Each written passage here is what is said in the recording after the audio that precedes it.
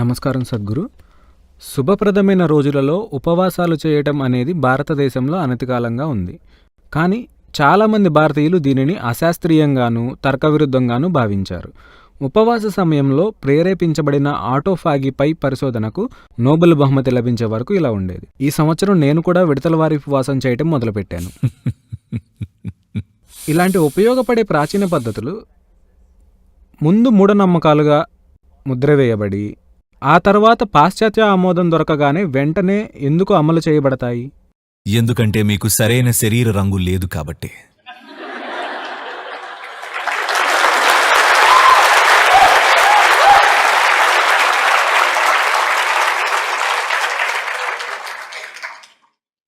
నేను దీని గురించి గత 40 సంవత్సరాలుగా మాట్లాడుతున్నాను, సరేనా? నేను కొన్ని వందల వేల మందిని చూశాను, ఆరోగ్యంగా బాగా మెరుగుపడ్డం చూశాను. అదంతా ఎందుకంటే వాళ్ళు చేసిందల్లా అప్పటికే నిండిపోయి ఉన్న ట్యాంకుని ఇంకా నింపడం ఆపేశారంతే. మా యోగా సెంటర్లో అందరూ ఉదయం 10 గంటలకు తింటారు, తర్వాత సాయంత్రం 7 గంటలకు తింటారు. మాకు చాలా శారీరక శ్రమ ఉంటుంది. అక్కడ ఎటువంటి వాహనాలుండవు. ఆ స్థలం చాలా పెద్దది. అందరూ నడవడమో లేక సైకిల్ తొక్కడమో చేయాలి.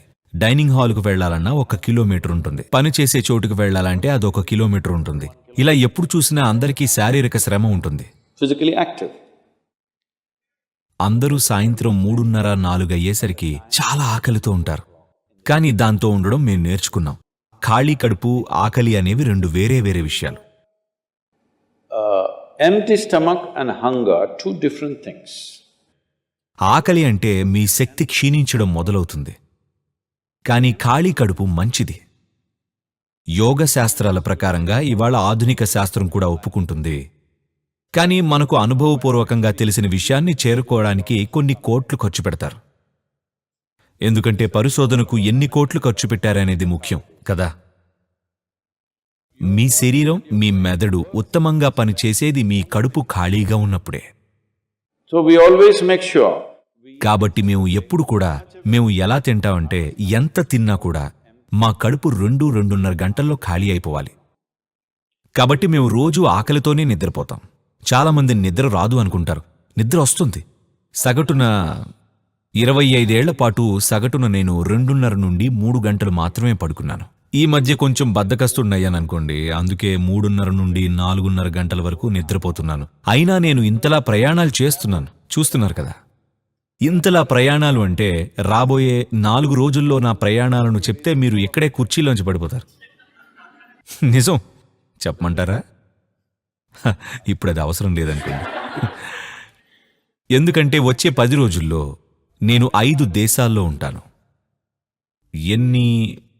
ఎన్ని కార్యక్రమాలో కూడా నాకు తెలీదు. అన్ని రకాల కార్యక్రమాలు. దీన్ని తట్టుకోగలగడానికి కారణం మీరు అతిగా తినకపోవడం. తిండి ఇది చాలా చాలా ముఖ్యం. అందరూ 2 పూట్లా తింటారు. నేను సాధారణంగా 1 పూటే తింటాను. సాయంత్రం 4:30-5 సమయంలో. ఎందుకంటే ప్లేట్ ముందు కూర్చొని ఎంత తినాలి అని ఆందోళన పడడం నాకిష్టం లేదు. నాకు శుభ్రంగా భోంచేయడం చాలా ఇష్టం. కాబట్టి 4:30-5కు భోంచేస్తే మళ్ళీ మర్నాడే. ఇది సరిపోతుందా అంటే నేను బాగానే ఉన్నాను కదా. ఏమండే, మీ పేషెంట్ లాగా కనిపించట్లేదు కదా. మీ దగ్గరికి నేను రావడం లేదు.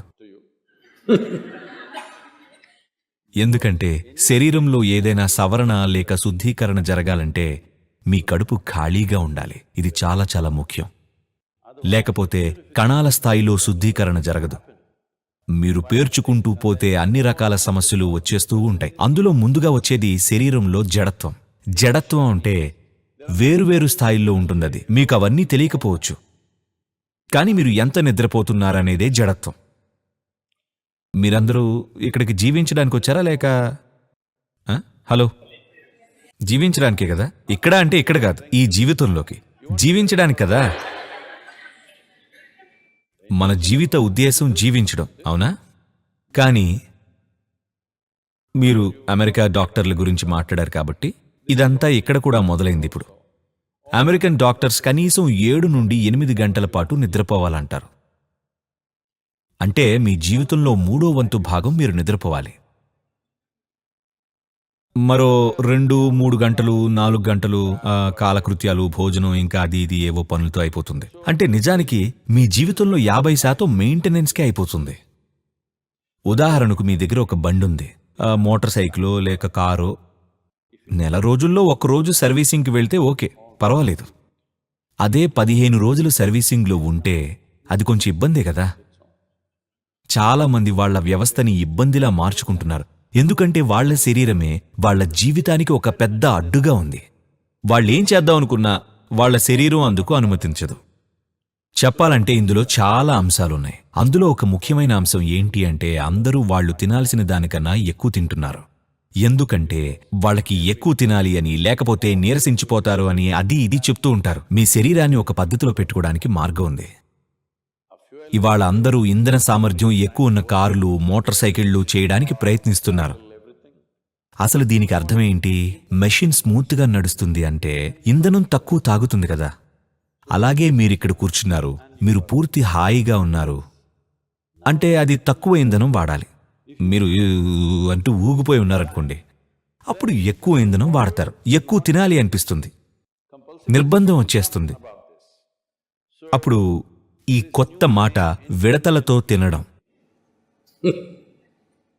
మీరు చూడాలి, అమెరికాలో మా ప్రోగ్రామ్స్కి వచ్చేవాళ్ళు, మా ప్రోగ్రాంలు 10 నుండి 12 గంటలు నడుస్తాయి కాబట్టి వాళ్ళు వాళ్ళతో పాటు ఏదో బిస్కెట్లు లాంటివి తెచ్చుకుంటూ ఉంటారు.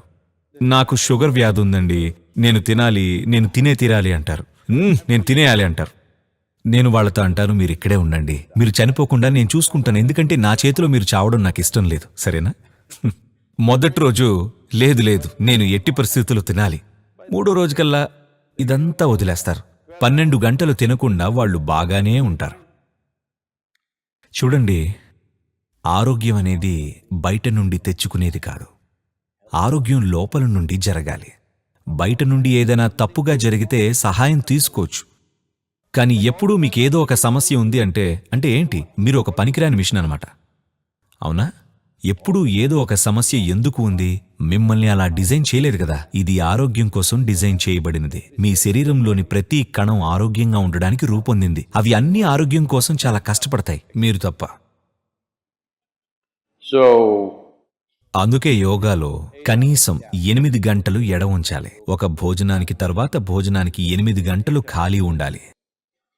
మీరు ఇది చేస్తే మీకున్న సగం ఆరోగ్య సమస్యలు, ఎలాంటి ఆరోగ్య సమస్యలైనా సరే, 6 వారాల్లో 50% ఆరోగ్య సమస్యలన్నీ తగ్గిపోతాయి. మీరు గనక ఇంకొన్ని చేస్తే మీకిప్పుడు చాలా తీవ్రంగా అనిపించొచ్చు, కానీ కొంచెం యోగ సాధన లేక ఒక ధ్యాన స్థితిలో ఉంటే అప్పుడు 90% సమస్యలు పోతాయి. ఒక 10% ఇంకా ఉంటే మనం చికిత్స చేయొచ్చు.